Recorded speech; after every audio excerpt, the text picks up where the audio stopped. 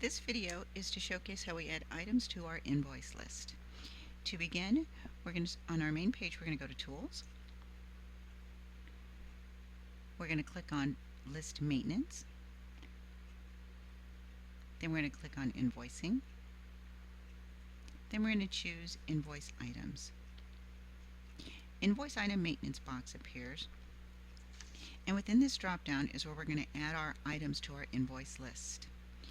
This feature is considered a defined user type because within this feature you are able to add as many invoice items as you choose.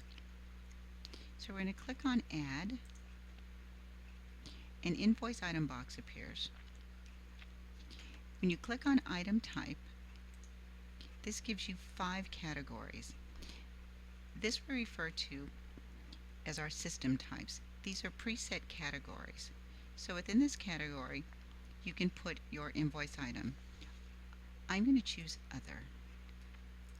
Within the description, I'm going to write mileage.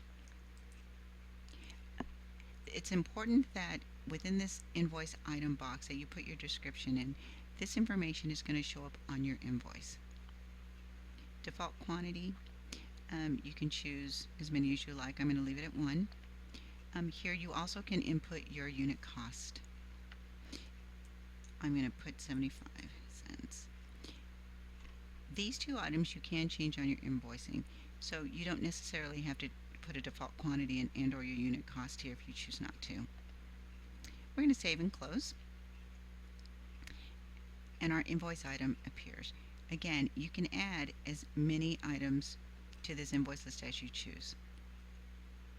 So we're going to close this box. That's how you add an item to your invoice list. Now we're going to go to our invoice list so we can add that item to our invoice. So click on Invoice List, choose the invoice that you want to add your item to.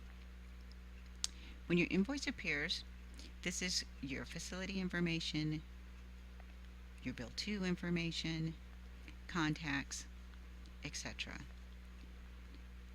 Then you're going to have your invoice number, the date of your invoice, and you come to another preset system types. So your first one is status. We're going to leave it open. However, if you click on that drop down arrow, you're going to see 4 presets, and these again are system types. So these are preset. You have open, paid, partially paid, and or void.